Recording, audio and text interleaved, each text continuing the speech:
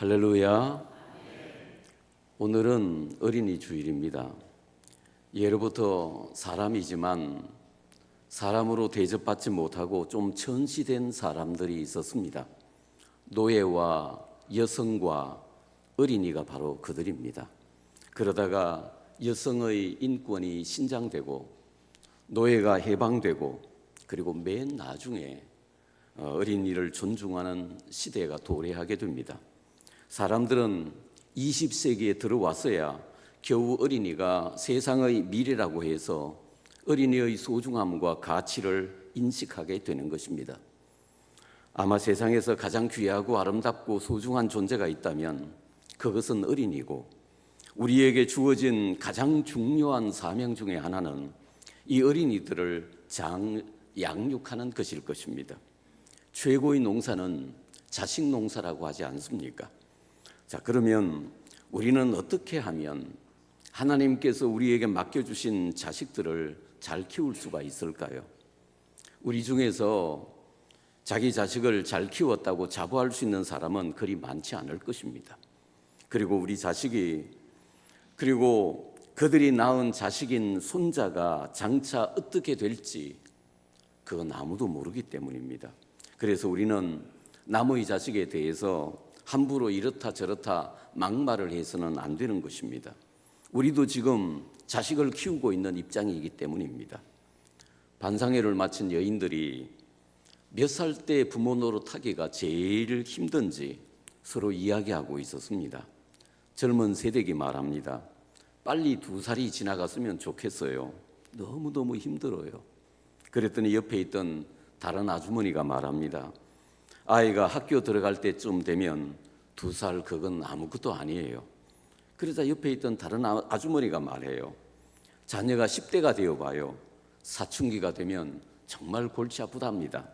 이 말을 묵묵히 듣고 있던 할머니가 한 말씀 하십니다. 자식이 40이 넘어봐요. 부모가 얼마나 힘든지 그때 알게 될 거예요. 여러분, 결혼하면 자식이 아닙니까? 자식은 아무리 나이가 많아도 자식입니다. 그래서 자녀 양육은 끝이 없는 과제인 것입니다. 그러면 하나님께서 맡겨주신 가장 귀한 선물인 자식들을 우리는 어떻게 양육해야 할까요? 우리의 자녀를 예수님 닮은 아이로 양육하면 될 것 같습니다. 쉽지 않은 이야기겠지만 그래도요, 성경에는 예수님의 어린 시절의 모습이 잠깐 그려져 있습니다. 우리 아이를 예수님 닮은 아이로 키우기 위해서는 어떻게 해야 할까요? 예수님의 어린 시절의 모습은 어땠습니까? 첫째로 예수님은 어린 시절 건강하셨습니다. 건강한 육체에 건강한 정신이 깃든다는 말이 있습니다. 그만큼 건강이 중요하다는 이야기죠. 아마 전 세계를 통틀어서 이 시대만큼 건강을 강조하는 시대는 없을 겁니다. 그런데 본문 40절에 보면 예수님의 어린 시절에 대해서 아기가 자라며 강하여지고라고 하셨습니다. 예수님은 자라나시면서 육체적으로 정신적으로 강건하셨다는 것입니다. 경제가 발달함에 따라서 아이들의 영양 상태가 좋아져서 키는 예전보다 훨씬 커졌습니다. 얼마나 큰지 몰라요. 그런데 어떤 통계에 보니까 아이들의 신장은 커졌는데 오히려 체력은 떨어졌다고 해요. 키는 월등하게 커졌는데 체력이 따라주지 않으니까 비실거리고 잘 넘어진다는 겁니다. 우리가 어렸을 때는 참 놀이가 많았습니다. 연세가 드신 분들은 아시겠습니다만 제기차기, 자치기 그런 거 알아요? 말타기, 기마전, 썰매타기, 물놀이, 물고기 잡기, 그 시골에서 소 산에 올려놓고 그 물고기 잡고 감자 구워 먹고요. 보름에는 쥐불놀이, 여름에는 철렵, 여자애들은 고무줄놀이. 요즘도 고무줄 합니까? 여자애들, 소녀들 합니까? 무찌르자 공산당 그렇게 하면서 했는데 보름에는 강강수월래 뭐 이런 것들 다 노리고 스포츠고 운동이었습니다. 그래서 특별히 스포츠 센터 같은 데 가서 운동을 안 해도 체력이 떨어지지가 않았어요. 그런데 요즘 아이들에게는 이런 건강한 놀이 문화가 없어요. 그저 컴퓨터 게임이나 하고 어린이날 같은 특별한 날에는 놀이공원에 데려가는 정도예요. 그리고는 곧장 소가 푸주간에 끌려가듯이 이 학원 저 학원을 전전하며 공부해야 합니다. 그래서 저는 요즘 아이들이나 이 청소년들을 볼 때마다 이 참 불쌍하다는 느낌 지울 수가 없습니다. 당신의 자녀들은 건강합니까? 예수님은 어린 시절 자라나시면서 건강하셨습니다. 자녀들을 육체적으로 정신적으로 건강하게 키우십시오. 공부하는 문제로 학원 가는 문제로 너무 스트레스 주지 마십시오. 성적 좀 떨어졌다고 해서 너 죽고 나 죽자는 식으로 제발 극단적으로 말하지 마십시오. 공부에 너무 압박감을 받으니까 아이들이나 청소년들이 우울증에 걸리고요. 해마다 극단적인 선택을 하지 않습니까? 건강이 있고 공부가 있는 거지 건강 잃어버리면 이게 다 무슨 소용이란 말입니까? 좀 멀리 보십시오. 그래서 당신의 자녀들을 예수님처럼 어릴 때부터 건강하게 키우시기를 축원합니다. 둘째로 예수님은 어릴 때부터 지혜가 충만하셨습니다. 40절에 보면 아기가 자라며 강하여지고 지혜가 충만했다고 하셨습니다. 예수님은 어린 시절 건강하셨을 뿐만 아니라 지혜가 충만하셨습니다. 우리 한국 부모님들이 아이들을 교육하는 목적은 주로 공부 잘해서 좋은 대학 가는 것입니다. 자신이 공부를 잘 못해서 아이들을 통해서 대리만족을 느끼기 위해서 그런지 자녀 공부와 입시에 아주 목숨을 걸어요. 그래서 한국말도 제대로 못하는 아이를 영어 공부시키겠다고 입을 찢고 조기교육을 하고 선행학습을 한다고 난리를 치는 것입니다. 그러나 공부하는 목적이 단순히 성적 잘 받아서 좋은 대학 가는 것이라면 그건 너무 유치하지 않습니까? 지혜로운 스승은 물고기를 잡아주는 것이 아니라 물고기 잡는 법을 가르친다고 합니다. 따라서 우리도 아이들에게 물고기 잡는 지혜를 가르쳐 주어야 합니다. 우리는 훌륭한 피아니스트는 피아노만 잘 치면 된다고 생각합니다. 그러나 그렇지 않습니다. 물론 훌륭한 피아니스트가 되기 위해서는 피아노 치는 기술, 스킬도 뛰어나야 합니다. 그러나 스킬만 뛰어나다고 좋은 피아니스트가 되는 것은 아닙니다. 정말 훌륭한 피아니스트가 되기 위해서는 뛰어난 스킬 위에 분명한 자기 철학이 있어야 합니다. 모든 분야가 다 마찬가지입니다. 자기 철학이 없이 기술만으로는 사람들에게 감동을 주기가 어렵습니다. 우리는 지혜와 철학은 무시하고 재능 위주로, 성적 위주로 교육하려고 합니다만 그러면 기술자밖에 안 돼요. 재능은 뛰어난데 자기 철학이 정립되지 않은 사람은 나중 큰 사람이 되기 어렵습니다. 때문에 선진국에서는 아이들을 교육시킬 때 처음부터 스킬이나 성적에 의존하지 않습니다. 책을 많이 읽게 합니다. 경험을 많이 쌓게 합니다. 전공과 상관없이 교양서적을 많이 읽게 하므로 교양을 쌓게 하고 그것을 통해서 자기 철학을 정립하도록 도와줍니다. 재능 위주로 교육하는 우리나라에 비해서 처음에는 뒤떨어지지만 나중에는 우리가 따라갈 수 없을 정도로 훨씬 앞서갑니다. 기본기가 튼튼하기 때문이에요. 이 기본이 바로 지혜에 속한 영역입니다. 예수님은 어릴 때부터 지혜가 충만하셨습니다.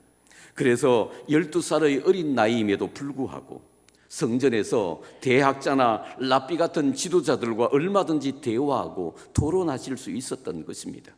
이에 대해서 성경은 듣는 자가 다 주님의 그 지혜와 대답을 놀랍게 여겼다고 하셨습니다. 지금 세상은 그 어느 때보다도 더 지혜가 요구되는 시대입니다. 당신의 자녀들은 예수님처럼 지혜로운 아이로 양육되고 있습니까? 셋째로 예수님은 어린 시절부터 하나님의 은혜가 있었습니다. 40절에 보면 아기가 자라며 강하여지고 지혜가 충만하며 하나님의 은혜가 그의 위에 있더라고 했습니다. 우리 아이가 건강하게 자라는 것도 중요하고 지혜로운 사람이 되는 것도 중요하지만 여러분, 이보다 훨씬 더 중요한 것은 아이에게 하나님의 은혜가 있는 것입니다. 육체는 건강하고 머리는 똑똑한데 하나님을 모르고 하나님의 은혜가 없어 봐요. 그러면 그 건강한 육체와 똑똑한 머리 가지고 나쁜 데, 죄 짓는 데 쓸 수도 있어요. 그 진짜 큰 도둑놈은 못 배운 사람이 아니라 배운 사람이고 부와 권력을 가진 사람이잖아요. 여러분의 자녀에게는 이런 하나님의 은혜가 있습니까? 어릴 때부터 주일학교에서 하나님 말씀으로 양육받고 기도하는 아이로 자라고 있습니까? 세상이 아무리 험악하다고 해도 하나님의 은혜가 있는 아이는 결국 바른 길 가게 되고 교회와 세상에 꼭 필요한 인재가 될 수 있을 것입니다. 사무엘상 2장에 나오는 사무엘과 엘리의 아들들을 비교해 보십시오. 사무엘은 어릴 때부터 성전에서 하나님의 은총을 받으며 자랐습니다. 이처럼 어릴 때부터 하나님의 음성을 들으며 하나님의 은총 속에서 자랐던 사무엘은 나중 어두운 이스라엘에 빛을 비춰주는 대선지자로 신앙의 거목으로 성장하게 됩니다. 반면에 엘리 제사장의 두 아들 홈리와 비느하스는 제사 제물을 강탈하고 성전에서 수종드는 여인들과 간음하고 불량하게 살다가 결국 제사장 집안이 폐가 망신하고 마는 것입니다. 그래서 문제는 과연 우리 아이에게 하나님의 은혜가 있느냐 없느냐에 달려있다고 하겠습니다. 당신의 자녀들을 어릴 때부터 하나님께 예배하고 말씀을 순종하고 기도하는 아이로, 하나님의 은총 받는 아이로 양육하십시오. 하나님께서 여섯 동안 천지를 창조하시고 사람까지 다 만드시고 난 뒤에 보시기에 심히 좋았더라고 하셨습니다. 당신의 자녀들을 하나님 보시기에 심히 좋은 아이로, 하나님의 은혜가 그 위에 머물러 있는 아이로 양육하시기를 축원합니다. 넷째로, 예수님은 어릴 때부터 하나님과 사람에게 사랑받았습니다. 본문 52절을 보시면 예수는 지혜와 키가 자라가며 하나님과 사람에게 더욱 사랑스러워 가시더라고 했습니다. 기독교 교리의 핵심은 누가 뭐래도 사랑입니다. 그래서 우리는 우리의 아이들을 사랑받는 아이로, 그리고 사랑할 줄 아는 아이로 양육해야 합니다. 그리고 우리의 아이들이 하나님뿐만 아니라 사람에게도 사랑받는 아이로 키워야 합니다. 그러기 위해서는 필요한 세 가지 요소가 있습니다. 첫째는 예의입니다. 예의. 우리는 우리의 아이들을 어릴 때부터 예의 바른 아이로 키워야 합니다. 제가 목회해 보니까 그렇더라고요. 믿음이 무너지면 제일 먼저 무너지는 것이 예의고요. 참 이상해요. 믿음이 회복되면 제일 먼저 회복되는 것이 예의입니다. 포항에 한동대학교가 세워졌을 때 한동대를 방문한 사람들이 입에 침이 맺도록 침찰한 것 중에 하나가 학생들이 누구를 보든지 인사를 잘한다는 것이었습니다. 한동대는 학생들에게 먼저 어른에게 인사하는 것부터 가르쳤습니다. 저는 이것이 한동대가 지방 구석에 있는 대학이지만 기적 같은 성공을 이룰 수 있었던 비결이었다고 생각합니다. 옛날 우리 조상들은 아이들을 가르칠 때 무엇보다도 먼저 예를 가르쳤습니다. 그래서 우리나라가 동방예의지국 아닙니까? 그러나 누구나 느끼는 거겠지만 요즘 아이들이 예전에 비해서 훨씬 똑똑하고 영리해졌지만 예전에 보다도 훨씬 더 버릇이 없고 무례해졌다는 것을 느끼고 있습니다. 남을 생각할 줄 모르고 자기만 아는 아이들이 많아졌습니다. 그래서 저는 우리 교역자들에게 아이들이 장로님들이나 교회 어르신들 보면 인사 잘하는 아이로 가르치라고 당부합니다. 어른들을 빤히 쳐다보면서 인사도 하지 않고 그냥 지나치는 아이들을 볼 때 있지요. 그러면 마음이 약간 민망하고 씁쓸하지 않습니까? 저희들이 어렸을 때는 어른들을 하루에 몇 번 만나든지 만날 때마다 인사라고 가르침을 받았습니다. 당신의 자녀들을 예의 바르고 어른들에게 깍듯이 인사 잘하는 아이로 가르치시기 바랍니다. 그래야 사랑받는 아이가 될 수 있습니다. 둘째는 순종하는 아이가 되어야 합니다. 오늘 본문에 보면 예수님이 12살 때 그의 부모와 함께 유월절을 지키러 예루살렘에 올라갔었는데 돌아오는 길에 그만 예수님이 실종되고 말았습니다. 어린 예수님이 실종되었다는 사실을 알았을 때 그의 부모는 얼마나 놀랐을까요? 아무리 찾아도 찾지 못하자 결국 부모는 아이를 찾으면서 예루살렘으로 컴백했습니다. 되돌아갔습니다. 그런데 소년 예수님을 어디서 찾았는고 하면 성전에서 찾았어요. 그리고 놀랍게도 예수님은 태연하게 성전에서 랍비와 선생들과 함께 대화하고 있는 거예요. 그때 부모가 얘야 내려가자라고 했을 때 두 말 없이 순종하여 집으로 내려가십니다. 그리고 주님은 나사렛에 이르렀어도 순종하여 받드시더라고 하셨습니다. 예수님은 어린 시절 육신의 부모인 요셉과 마리아에게 순종하셨고 그리고 그의 전생에는 하나님 아버지께 전적으로 순종하는 삶을 사셨습니다. 우리가 자녀들을 너무 사랑으로 키우고 과잉 보호하다 보면 아이들이 자기가 세상의 중심인 양 생각하고 행동할 때가 있습니다. 그래서 고집불통이 되고 권위에 불순종하고 반항과 거역이 몸에 배이는 것입니다. 요즘 많은 아이들이 부모에게 그래요. 그건 엄마가 몰라서 그래. 엄마 아빠가 요즘 세대를 잘 몰라. 요즘은 안 그래. 부모를 옛날 사람, 신세대를 이해하지 못하는 골통으로 생각하는 것입니다. 그러나 어떤 이유에서건 자녀의 불순종은 부모의 슬픔이며 아픔일 수밖에 없습니다. 반면에 자녀의 순종은 부모의 기쁨이며 자랑이며 보람입니다. 그래서 어쨌든 자식은 부모에게 순종할 줄 알아야 하는 것입니다. 이게 가장 큰 교육이고 가장 큰 축복입니다. 하나님은 순종이 제사보다 낫다고 하셨습니다. 주님도 그의 부모를 따라 나사렛에 내려가 순종하여 받드시지 않았습니까?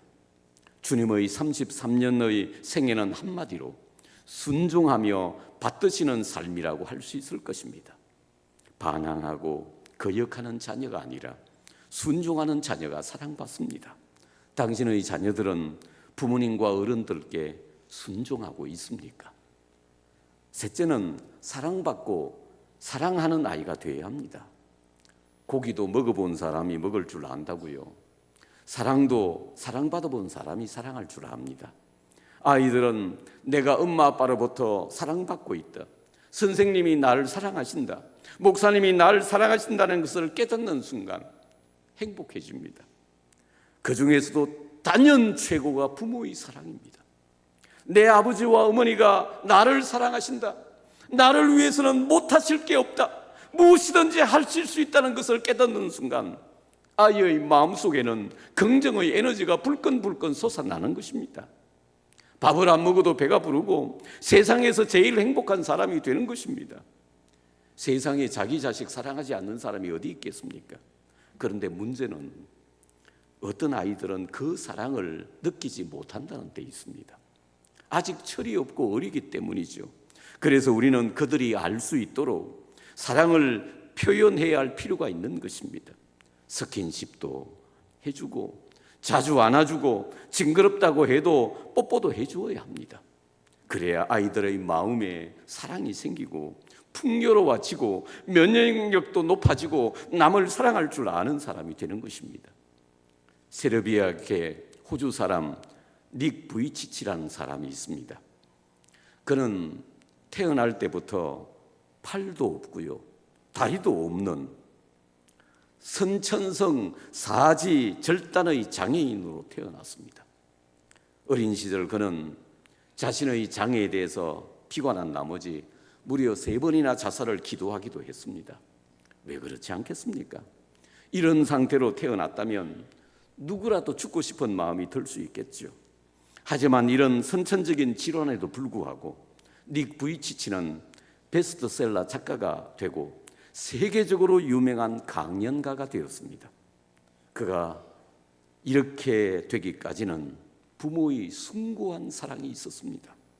그의 부모는 팔도 다리도 없이 고구마처럼 태어난 처자들을 보고 충격을 받았습니다. 간호사였던 어머니는 4개월이 될 때까지 그를 쳐다보지도 않았다고 합니다. 하지만 목사인 그의 아버지는 충격을 딛고 일어나 그를 He's beautiful이라고, 아들이 아름답다고 말했고, 닉은 실수로 태어난 것이 아니라 하나님의 무슨 뜻이 있을 거라고 말했습니다.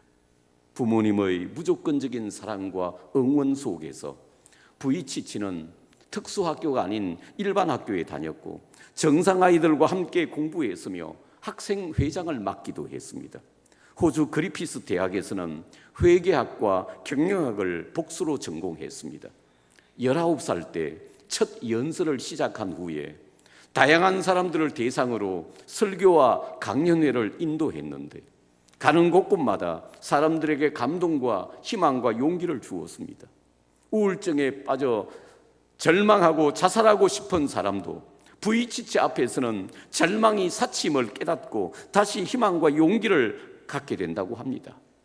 누구도 그는 사람 구실 못할 거라고 생각했지만 그는 걷는 것은 물론이요, 무슨 장치가 있었겠지요. 수영, 골프, 낚시, 축구, 야구, 컴퓨터, 서핑 등 다양한 운동과 취미 생활을 즐기고 있습니다. 심지어 팔이 없는 그는 어깨로 오케스트라를 지휘한 적도 있다고 합니다. 이 사람이 결혼을 했을까요? 못했을까요? 했습니다. 닉 부이치치는 2012년 카나에라는 아름다운 여성과 결혼했고, 제가 그 글을 준비할 때 본 것은 두 아이의 아빠인데 어느 분이 목사님 아이가 4명입니다 그럽니다. 4아이의 아빠래요. 그가 이렇게 아름답고 멋진 인생을 살 수 있었던 것은 부모님의 조건 없는 사랑과 그의 긍정적인 마인드 때문이었습니다. 이 사람 정말 영감 있는 사람인데요, 그 말이 멋져요. 이런 멋진 말을 합니다. 제가 몇 가지만 추려왔거든요. 나는 정말 축복받은 사람입니다. 지금 나는 그 누구도 상상하지 못했던 인생을 즐기고 있습니다. 나는 내 삶을 사랑합니다. 사람이 살아가면서 가장 중요한 것은 자기의 가치를 깨닫는 것입니다. 절대 포기하지 마세요. 제가 할 수 있으면 여러분도 할 수 있습니다. 누구나 실패합니다. 그러나 그때마다 배우는 것이 중요합니다. 그러면 다시 일어날 수 있습니다. 하나님은 단 한순간도 나를 포기하신 적이 없습니다. 그래서 나도 나를 포기하지 않습니다. 우리는 모두 불완전합니다. 따라서 서로 용서할 줄 알아야 합니다. 내가 가지지 못한 것보다 내가 가진 것에 집중하세요. 우리의 길은 서로 달라요. 남들과 비교해서 우울해하지 마세요. 내가 가지고 있는 것에 감사하고 나의 장점에 집중하라고 한국의 청소년들에게 말해주고 싶습니다.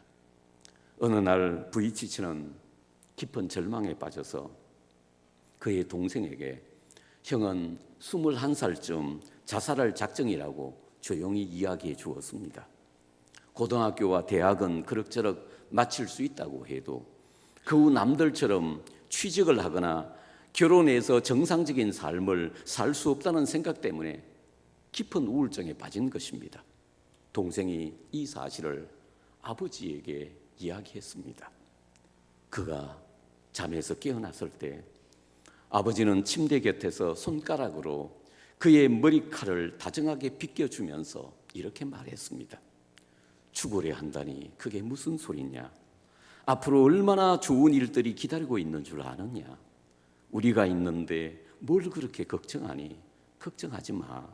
모든 게 다 잘 될 거야. 아빠는 항상 내 곁을 지키겠다고 약속하마. 넌 잘 될 거야. 이 따뜻한 말을 듣는 순간 부이치치는 불안과 절망과 자살 의욕을 떨쳐버리고 다시 일어날 수 있었다고 고백합니다. 지칠 줄 모르는 아버지와 어머니의 끊임없는 사랑이 이 사지절단 장애인을 이렇게 사람을 살리고 세상에 유익을 주는 아름다운 사람이 되게 한 것입니다. 사랑하는 여러분, 사람은 사랑하며 사랑받으며 살아야 합니다. 그래야 행복할 수 있습니다. 당신은 누군가로부터 진정으로 사랑받고 있습니까? 그리고 진심으로 사랑하며 사십니까? 사랑을 먹어야 사랑할 수 있습니다. 아직도 어린 당신의 자녀들을 마음껏 사랑해 주세요. 우리가 아무리 사랑한다고 해도 사람의 사랑에는 한계가 있고 부족할 수 있을 거예요. 그래서 우리는 아이에게 하나님의 사랑을 가르쳐 주어야 해요. 우리를 위해서 우리 죄를 대신 지고 십자가에서 피 흘려 죽어주신 예수님 사랑의 이야기를 들려주세요. 그러면 우리 아이들은 정말 사랑받을 뿐만 아니라 사랑할 줄 아는 행복한 사람이 될 수 있을 거예요. 예수님도 어린 시절 자라나시면서 하나님과 사람에게 더욱 사랑받으셨습니다. 당신의 어린 자녀들을 사랑받고 사랑할 줄 아는 멋진 아이로 양육하시기를 축원합니다. 시편 127편 1절에 여호와께서 집을 세우지 아니하시면 집을 세우는 자의 수고가 헛되고 여호와께서 성을 지키지 아니하시면 파수꾼의 깨어있음이 헛되도다고 했습니다.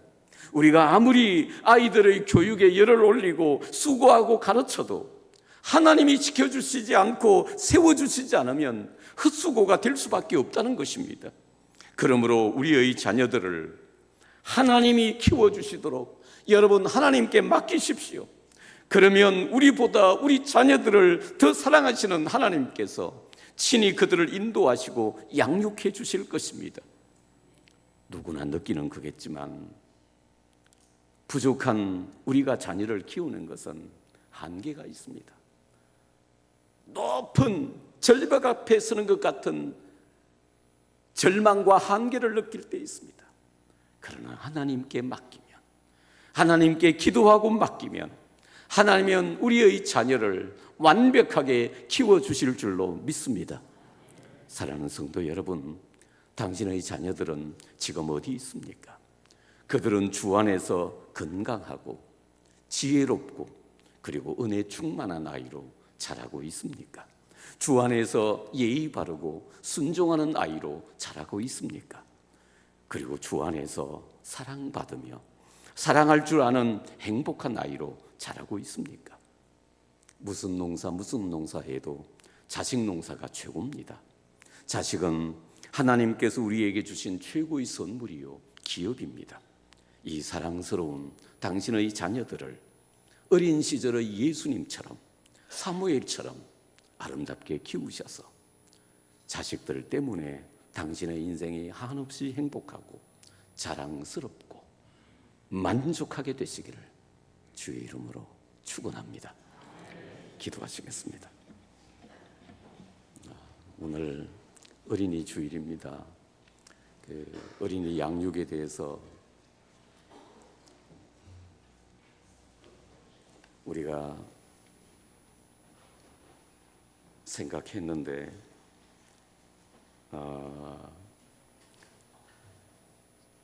참 우리가 아무리 부족하다 자식을 잘 양육한다고 해도 부족함이 많을 거예요. 참 부족해요. 우리 어린이들 사랑으로 양육하십시다. 그리고 하나님 말씀으로 기도하며 양육하십시다. 그리고 하나님께 우리 아이를 맡기고 드리십시다. 우리의 자녀들 그리고 손자녀들 그리고 우리 교회에 자라나는 아이들 이 땅의 모든 아이들을 생각하면서 우리 함께 합심해서 기도하겠습니다. 우리 하나님 아버지 기도하고 찬양합니다. 하나님께서 우리에게 주신 우리의 자녀들 도와주시기를 바랍니다. 하나님, 우리 합심 기도할게요. 좀 크게 쳐주세요.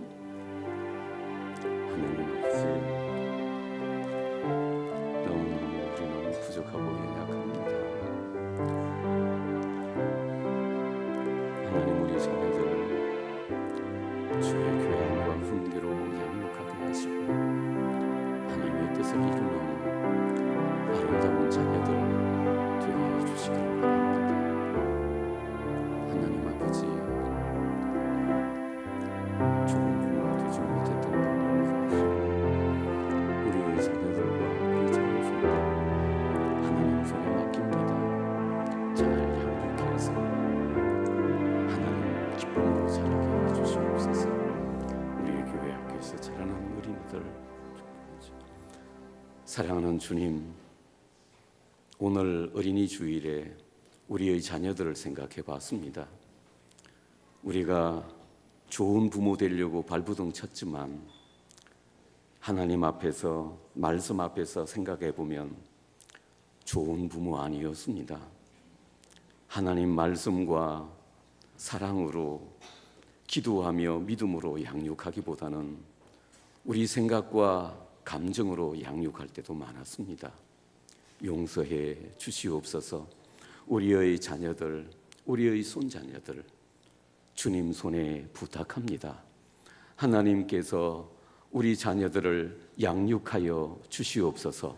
그리하여 이들이 하나님을 사랑하고 사람을 사랑하는 사람으로, 그리고 건강하고 지혜롭고 어릴 때 예수님처럼 하나님의 은혜가 충만한 아이로 자라게 하여 주시옵소서. 하나님을 사랑하는 사람, 그리고 사람을 사랑하고 사람들에게 사랑받는 사람 되어서 교회에서나 세상에서나 유익한 하나님의 사람들 되게 하여 주시옵소서. 우리 교회에서 자라나고 있는 아이들을 축복하시고 특별히 수고하는 우리 선생님들에게 은혜와 위로를 더하여 주시고 어릴 때부터 하나님의 말씀으로 잘 양육받아서 하나님 기뻐하시는 일꾼 되게 하여 주시옵소서. 이 땅에 있는 모든 어린이들을 축복해 주시고 특별히 하나님 부모가 없는 어린 고아들, 또 여러 가지 어려움과 학대 속에서 자라고 있는 어린이들을 기억하시고 주님이 친히 돌보아 주시옵소서. 이 어린이 주일에 사랑하는 주님, 우리도 어린아이의 마음 가지고 주님 섬길 수 있도록 도와주시옵소서. 예수님 이름으로 기도하옵나이다. 아멘.